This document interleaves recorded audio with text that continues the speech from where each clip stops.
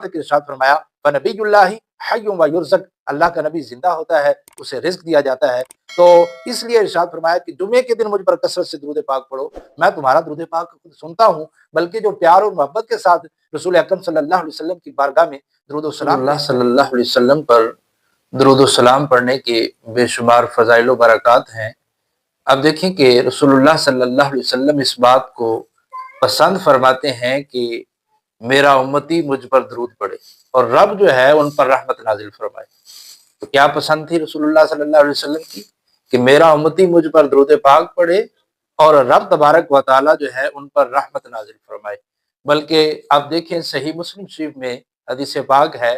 کہ رسول اللہ صلی اللہ علیہ وسلم نے ارشاد فرمایا کہ جو مجھ پر ایک مرتبہ درود پاک پڑھتا ہے اللہ اس پر 10 رحمتیں نازل فرماتا ہے، اللہ تبارک و تعالیٰ اس کے 10 درجات بلند فرماتا ہے، اللہ تبارک و تعالیٰ اس کے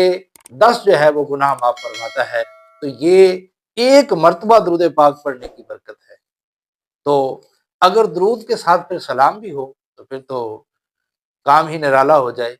اب دیکھیں مجھے ایک شعر ہے وہ اتنا اچھا لگتا ہے، کسی سادہ سے بندے نے کہا، پتہ نہیں اس کا وزن شعری بھی صحیح ہے کہ نہیں ہے،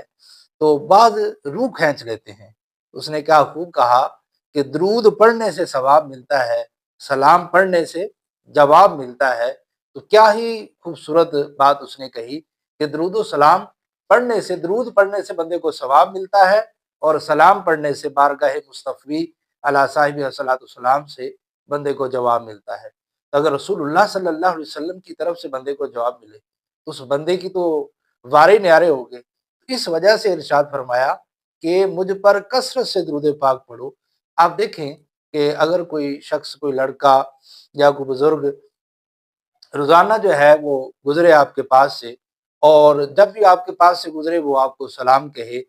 تو ایک دن آپ کے ذہن میں آئے گا کہ یہ ہے کون، یہ لڑکا ہے کون، اور کسی دن آپ اس کو روک کر بھی پوچھ لیں گے کہ بیٹا آپ کس کے بیٹے ہو جو روزانہ مجھ کو سلام کرتے ہو، تو آپ اس کا تعارف کریں گے، آپ اس کا انٹروڈکشن کریں گے۔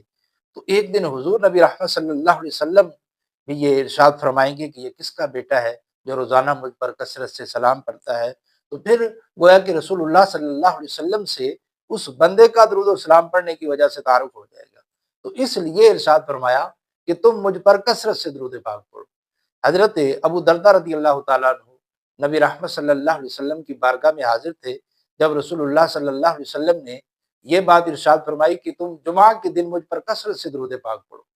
تو میں نے عرض کی یا رسول اللہ صلی اللہ علیہ وسلم، جب آپ کا وصال ظاہری ہو جائے گا تو اس وقت بھی ہم درود پاک پڑھیں، اس وقت بھی یہ عمل اور یہ سلسلہ جاری رکھیں گے؟ تو رسول اللہ صلی اللہ علیہ وسلم نے ارشاد فرمایا ان اللہ حرم علی الارض ان تاکل اجساد الانبیاء، کہ اللہ تعالیٰ نے مٹی پر حرام کر دیا ہے کہ وہ انبیاء کے جسموں کو کھائے، اور یہاں تک ارشاد فرمایا فنبی اللہ حی و یرزق، اللہ کا نبی زندہ ہوتا ہے، اسے رزق دیا جاتا ہے۔ تو اس لیے ارشاد فرمایا کہ جمعے کے دن مجھ پر کثرت سے درود پاک پڑھو، میں تمہارا درود پاک خود سنتا ہوں، بلکہ جو پیار اور محبت کے ساتھ رسول اکرم صلی اللہ علیہ وسلم کی بارگاہ میں درود و سلام پیش کرے، تو ارشاد فرمایا اسمع صلاۃ اہل محبتی وعارفہم، ارشاد فرمایا کہ جو محبت کے ساتھ مجھ پر درود و سلام پڑھتا ہے میں اس کا درود پاک خود سنتا بھی ہوں اور اس کو پہچانتا بھی، ان کو پہچانتا بھی ہوں۔ تو یہ درود پاک پڑھنے کی برکتیں ہیں۔ درود پاک کو آپ وظیفہ بنا لیں اپنا، انشاءاللہ الکریم اس درود پاک کی برکت سے آپ کی پریشانیاں بھی دور ہوں گی، آپ کی مصیبتیں بھی دور ہوں گی، آپ کی بیماریاں بھی دور ہوں گی، آپ کے رزق میں بھی فراخی ہوگی، اور اللہ کی رحمت اور برکتوں کا نزول ہوگا۔ اللہ تبارک و تعالی ہمیں کثرت سے درود پاک پڑھنے کی توفیق عطا فرمائے، آمین۔